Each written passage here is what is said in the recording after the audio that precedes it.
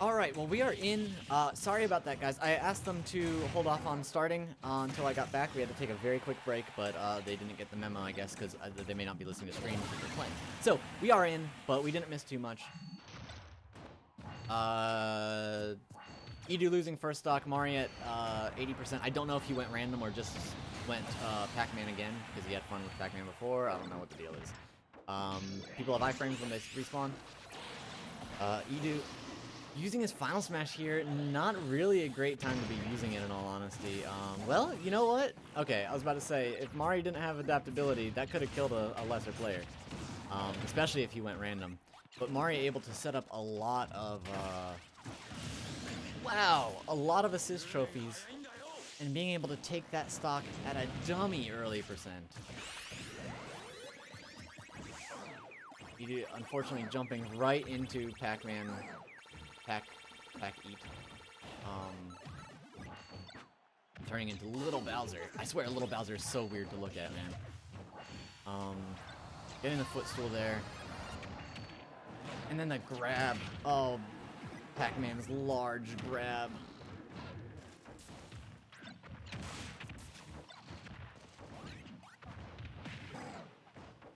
All right, we got two blue shells coming on in. But Edu managing to avoid both of them. And picking up a Franklin badge. And Mari SDing, making the stocks evening out the stocks for everyone. But the percentages are far from it. Up B out of shield. The classic Bowser.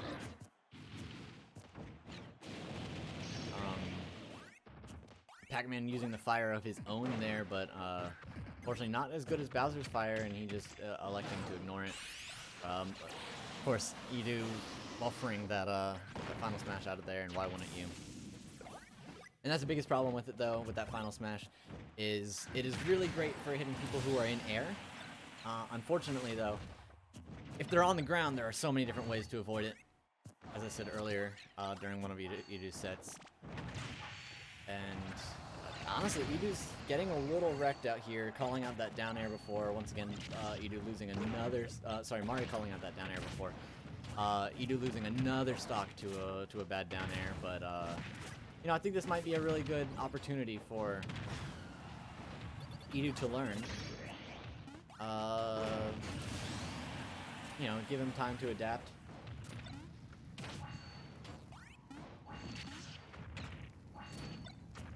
Giving him time, like allowing him to learn how to adapt and not use that that down air so much.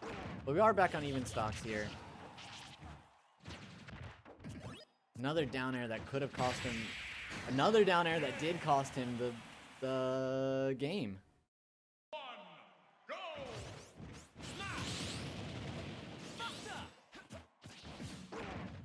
So nothing too insane at this moment.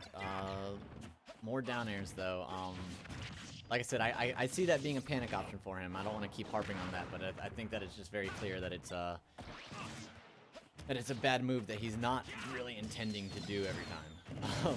Jeff is in the house. He's usually pretty good, but he's very easy to avoid if you know what you're doing. So Mario being able to completely avoid that, and that blue shell coming back to haunt. It was out of sight, out of mind for a little bit. And Edu, I think he just completely forgot about it. I think that avoiding it was not a concern of his.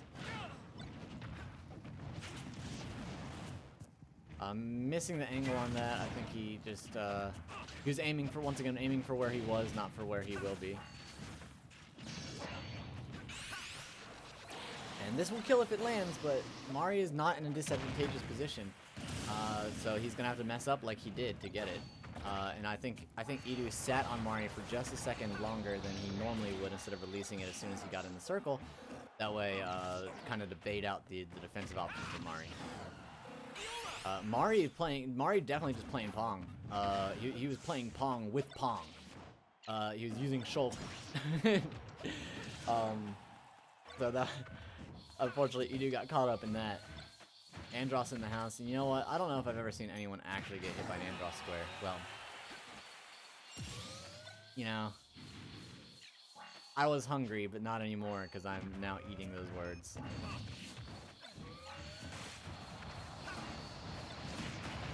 There we go. Seeing some Nair landings from Bowser now instead of the down air, which is one of the better options for Bowser.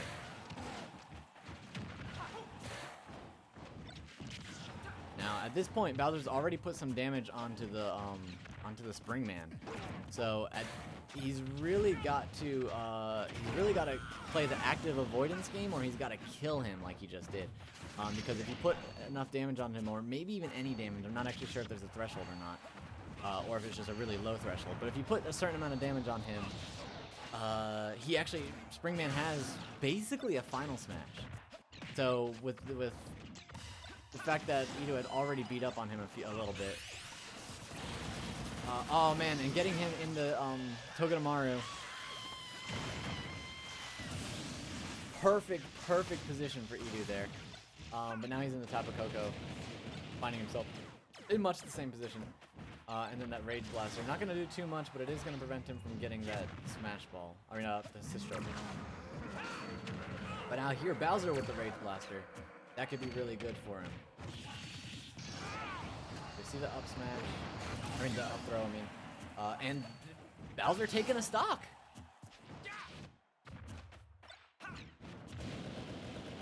Bowser taking a stock in the pure darkness. And I think Edu pulling himself in, reining himself in. I think he wanted to get really impatient there